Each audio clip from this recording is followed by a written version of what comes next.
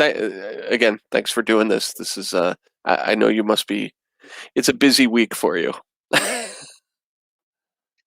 Well, yes and no, because I'm still in quarantine, and so it is busy. I'm doing a lot of sort of interviews and stuff, but in terms of me getting out and about, I can't. So I'm sort of stuck here in the room. So it's actually kind of perfect. Gotcha. I'm glad that we caught you in captivity then. Yes. Well, look, and everyone listening here and watching here, of course, we're so excited to have you on the show. Stacey Leilua, you are part of really the hottest thing on TV these days. NBC's, at least here domestically, newest, biggest comedy hit, Young Rock. It hit big. It's been a huge success story so far, and you are right in the thick of it as part of the main cast, playing The Rock's mom of all things. How exciting has it been for you? I know, as you said, that you're not here in the States, but have you felt the buzz, so to speak? Oh, for sure. Like my phone's just been going off constantly in the last kind of 48 hours since the show dropped. And I mean, it's amazing. Like I've never really done anything like this before. I come from a theatre background predominantly, so to be on the sort of international scale like this and working and engaging in the show, but then sort of putting it behind you, putting the work behind you, and then now it's people are experiencing what you sort of experienced 4 months ago. Hmm. It's amazing. I'm always touched by how that can translate, and internationally, like getting tweets from people or comments from people from all walks of life talking about how it's sort of touch them or what they can relate to and what they find funny. It's awesome. It's great. It's It's really cool, and I think the one of the fun things about the show, beyond Dwayne Johnson himself, is that the cast, as we've come to start getting to know them, you guys are an amazing cast, but it's really nice that it's so like keyed in, so dialed into what seems to be a very authentic representation of this family. It's not necessarily, you're not necessarily people that we've, at least stateside, have known before, but clearly very, very, very much a great fit, a great casting. You certainly top of the list as far as just really everything we know about The Rock's mom. You embody everything that we know. What was it like being a part of that casting process? How did you come to be considered for this show? Well, I always laugh when I tell this story because people are just like, "What?" I I have a 5-year-old daughter, and at the time the audition comes through, through the agency channels, and so this I'd just come off the back of a 3-week theatre stint in New York. I performed at the Soho Playhouse, so I was in New York, on the side of the world, kind of middle of winter for 3 weeks, and I was just like, come back to New Zealand, and I was like, oh, I just want to be at home with my family and just kind of have a bit of a breather. And then this audition landed on my door, and one of the first things I saw was you have to be available to 5 months. And I just kind of went, well, I can't do that. It's too hard. I don't want to be away from my daughter. Right. And so I just left it. And I went back to my agent and I said, look, I'm so sorry. It's just not going to work out. And my agent, Gail, is awesome. She never sort of pressures me into those things. And she's a mum as well. She gets it. And she said, yep, that's cool. We'll just leave it. And then a few days later, I had a small role on a friend of mine, his web series, and it was a Pacific Island story. And so I get to the set, and most of the cast are kind of like my friends and peers from the industry here in Auckland, and a lot of them are Polynesian. And anyway, the Young Rock audition thing came up, and I said, "Oh, did you guys audition for this show?" And everyone just sort of stopped, and they were like, "Yes, like every single Polynesian in New Zealand has auditioned for this show."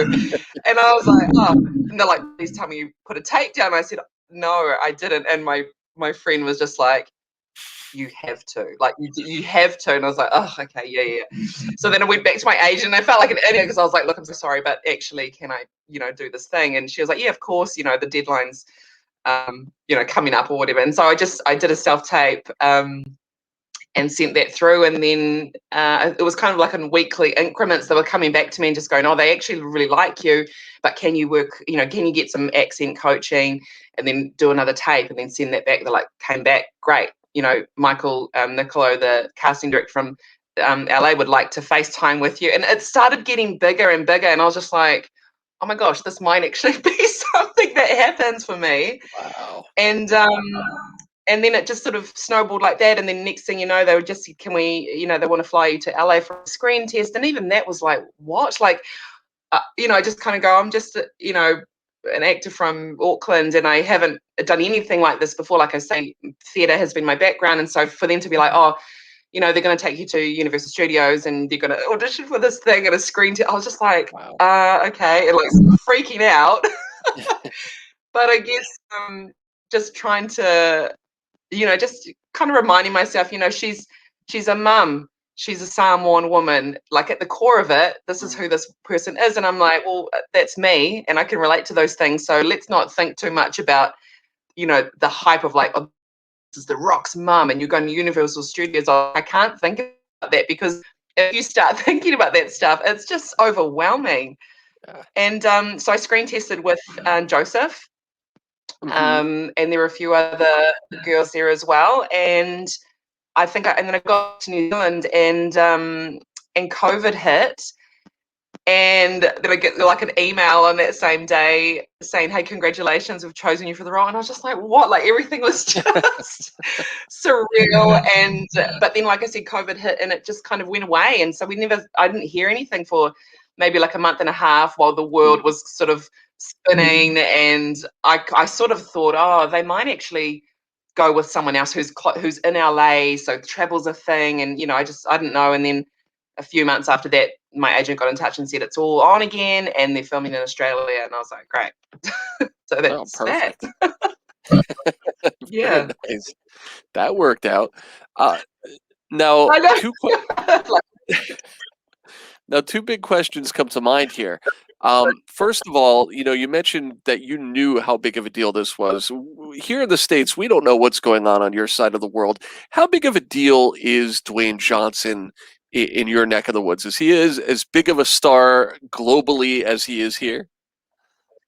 For sure. Like, I think there's another level to it for Pacific Islanders on this neck of the woods, because there's just kind of like a running joke, and this is something that I've grown up around as well, is that as Dwayne started to become a household name through wrestling and then the movie, like, it was just like a bit of a running gag that people would say, oh, he's my cousin, or he's my uncle, I'm related to him, and it's always just been this kind of thing. And so that's another funny thing that's come out in the last couple of days, is that people who are related to me, or like my friends, going, oh, now we can actually say, like, we know someone who's met Dwayne. It's just people that's actually that's actually just because of who he is and what he represents, people naturally gravitate towards him and want to attach themselves to him. And I guess that's who he is for us over here. But huge star, like he is all over the world, I guess. Of course, yeah. And it's funny you say that, because people who follow professional wrestling know that there's this great lineage of Samoan wrestlers and Polynesian wrestlers, many of whom are a part of this show. The Rock is a part of that lineage. And so that's kind of a running joke there, is almost anybody who is of that lineage legitimately is related to The Rock in some way, because they're all sort of, they've been an offspring of that family for generations since the time that you're even covering. So it's so funny. He's like Kevin Bacon. We have a joke here. Do you guys have the 7 degrees of Kevin Bacon joke over there? Yes. Yeah. He's our Kevin Bacon now. He's the new generation Kevin Bacon. Yeah. Now 7 degrees of Dwayne Johnson now. Yes, exactly. Now the other big part of this role is, you mentioned in the end, you're just a mom. You're a mom and you're a wife. But you're not just a mom and you're a wife. You're a mom and a wife that's part of a pro wrestling family, and that's such a big part of this show. How much did you know about that world before this came along? I mean, to be honest, not much, and that was all part of the research. I had the honor of meeting Dwayne and Ato on a Zoom call after I'd been cast, and that really just gave me an insight into, because I was, you sort of like, you can Google so much and you can Wikipedia and YouTube, but until you actually like talking to the person and getting an insight into like how life was for her, that's what when really hits you. I'm trying not to get like emotional about this. It's such a suck. I will cry at the drop of a hat. Okay, Gerry. Like, first of all, I'll when hold I it think about together that, for both of us. thanks. Where's the tissues? Um, I think just when she was talking about, like you say, like her father was a wrestler, her mum was part of that world as well. So she grew up in it, and then again married into it, and then had a son who was in it. So she's like on either side, like that's her whole world, Mm-hmm. And I think that this was a woman who just was constantly holding it together and hoping that things would kind of be okay in the end, was the general sense that I got from her when I spoke to her. And that's, as I was a sole parent as well, so I can relate to that. And we sort of, when she started talking about, I think just the sacrifice and the idea of like, no matter what I do in terms of my work or whatever I have to say to my child in terms of like making their world feel good, I'm going to do that for them, and just always leading from a place of like just absolute love and support. And so it was important for me to tune into that. And I think that translates into the rest of the world, because it's this flashy sort of, like these guys are superstars, and then her husband is a superstar, and there's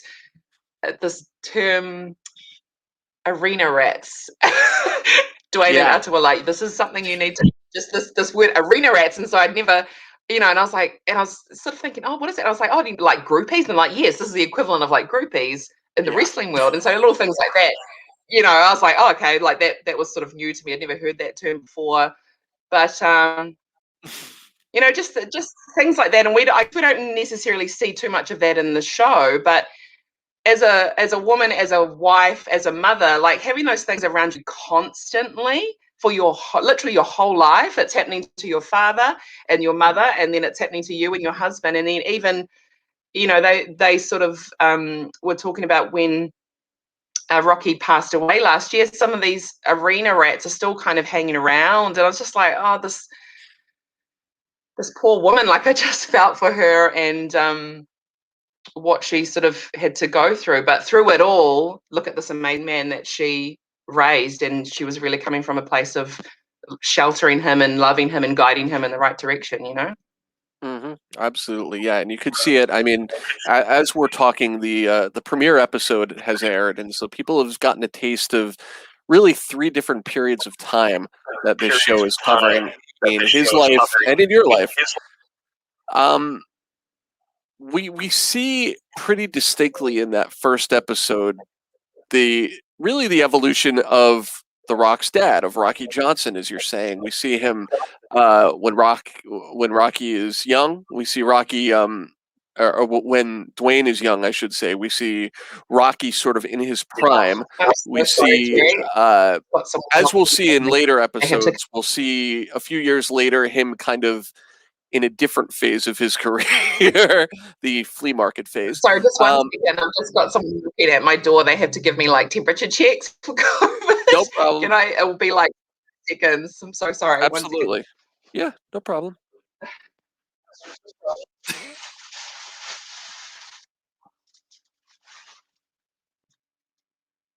What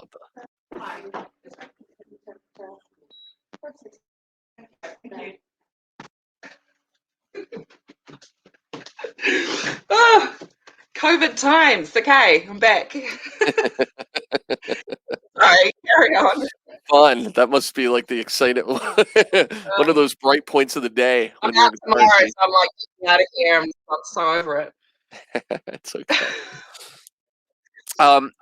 As I was saying, I mean, what we see here in this show is really three different time periods in the lives of this family.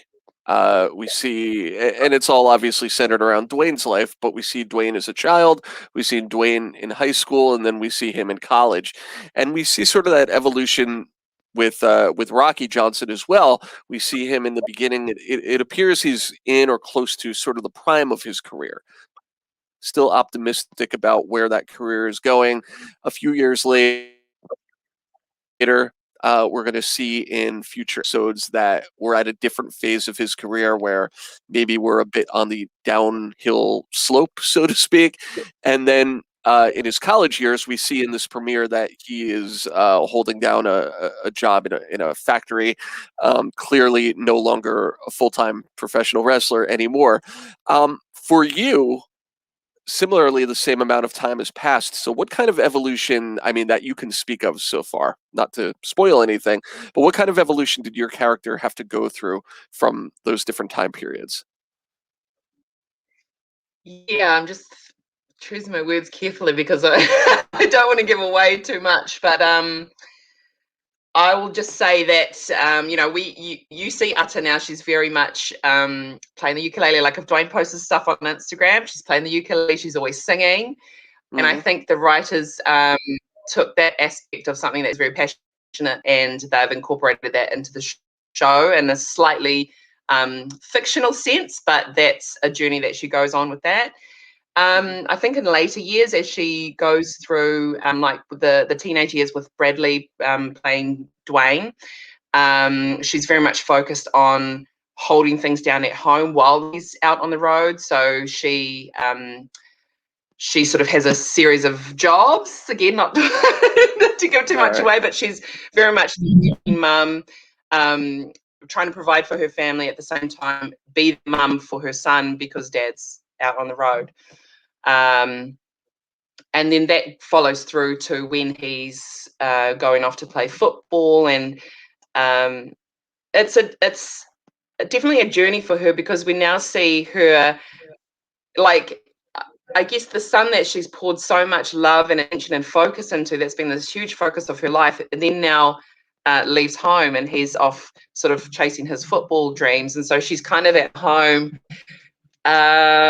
twiddling her thumbs, going, "How's my baby?" Right. um, so that then she sort of has to find a new focus for her, and in part, Rocky's the one who kind of brings her around to that, and she can sort of focus a bit more on herself and her relationship with him, and love Dwayne from afar, and hope that he comes home to visit. Gotcha. That's Yeah. great. Now, you touched on something interesting because, and Dwayne has talked about this in interviews as well. Um, there's a lot of reality to this show, a lot of realism as it relates to the accuracy of the things that happen in his life. They haven't been afraid to play around with adding some fiction as well to make it funny, to make it entertaining, to maybe just exaggerate or move some events of his life around a little bit. But it does feel like the love is in the details for this show. I feel like there's a sense of really trying to include a lot of the little things that he remembers from his life and his childhood and his family. One that comes to mind I want to ask you about. There's a repeated mention of your character of Ada as her favorite color being red. That seems almost like a straight up love letter to her actual life and the color she loves. Is that the case? Is that a real thing? You know what? I can't remember whether I asked her or not, but I when I think about the woman that she is now, and quite often if Dwayne sort of features her on Instagram posts or whatever, she quite often still has lipstick on, and she just turned 72 last year. She's absolutely stunning, Mm. and she got the red lipstick on, and she has the say, like the flower in her hair, which a lot of the time is red or like a hibiscus type thing. And so, I mean, I can't clarify whether or not that was a real thing, but I'd like to think it is. Nice, nice. Do you feel a lot of that input or discussion about different aspects of the show that you're privy to that are things that are sort of important to drive home or just kind of baked into the stories or the script that are just important things to include because they are just real details that help to tell that real story?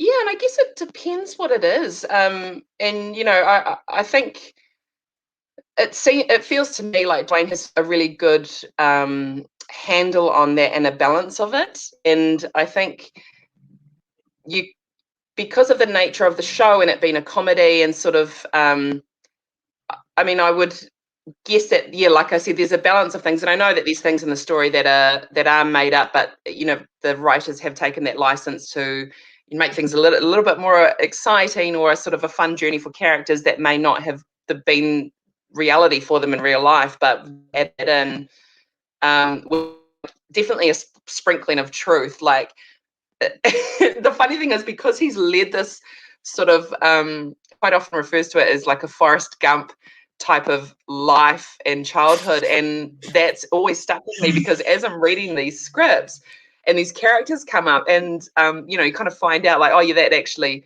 happened. You're like, what? Like, he traveled around a lot and he came across a lot of people, and just, I guess, his exposure to the wrestling world because of his dad. You've got, people like Andre the Giant, and he has real relationships with these people, and just like, wow, like, amazing. So yeah, I think the final product that we would have seen on our screens with Young is probably a balance of the two. Probably mostly true, with like a little sprinkling of a few extra details for flavor. Yeah. That's what it feels like. That's what it feels like. And it's nice. It's nice to be able to Yeah. watch something that's entertaining and feels true, but is still just sort of a positive, uplifting show, or so it feels so far. It's nice to kind of get that warm side and get to know this guy that the globe has come to be a fan of and to love, just all in our own unique way. And it's so cool that you're a part of it. I think that it speaks a lot to what you bring to the table personally, that hand selected to bring this very real, very beloved person in his life to life. So it's really cool, and I think that the TV world is going to come to embrace this show more, and you're working it more week after week. It's just so much fun to watch. Yeah, I think so too. After this, the first episode, we've seen all three time frames, and I think it's that was to kind of give us an overall kind of introduction. But as we go on, each episode will focus on one particular Dewey, whether it's Adrian or Bradley or Uldi, and Hmm. I think those episodes are really going to give the audience an opportunity to sit with those characters for that episode and really follow their journey, which like I said, we say it's a comedy, and there's lots of laughs and stuff, but there's so much heart to the show, and there's some really beautiful moments of truthfulness around. Talked about the struggle and how things have been hard for them, or sort of just actors connecting over beautiful moments to do with like their family or whatever it is. So the show, as much as it's entertaining and really cool, and we go ha ha ha, there's also some really beautiful moments that will no doubt get audiences a bit teary. Yeah, definitely, definitely. And we can't wait to see more of it. Stacey, I know that we talked a little bit about how you're in quarantine right now. You've got your alone time, you've got your quiet time. I hope you're appreciating it, because as this show goes on, I don't think once you get back out into the world, you're going to have that anymore. So enjoy your Yeah, last few months of not being mobbed by the world, because the world is coming to get to know you, whether you see them or not. They're yeah. coming. It's funny because I, like, sort of out of quarantine, and I'm already looking at the week ahead, and all of a sudden it's just like, okay, all these things have kind of popped up to do, and interviews and things like that. I'm like, oh, it's really, it feels like I've been in a kind of like a bubble of filming, the filming bubble, and then I'll come back here to like this quarantine bubble, and then I'm coming out and back to Auckland, and it doesn't feel like it's like being in a time warp or something, time travel. It's like the Marvel blip. You were away for 5 years, and the world is totally changed once you get out. But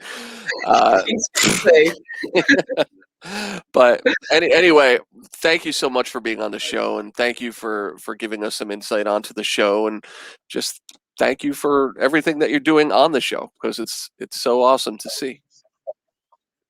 Thanks, Gerry. No worries. Thanks for having me. It's been great. Great, I appreciate it, and thank you guys for checking us out. We'll see you next time on the Laugh Track. Thanks, everyone.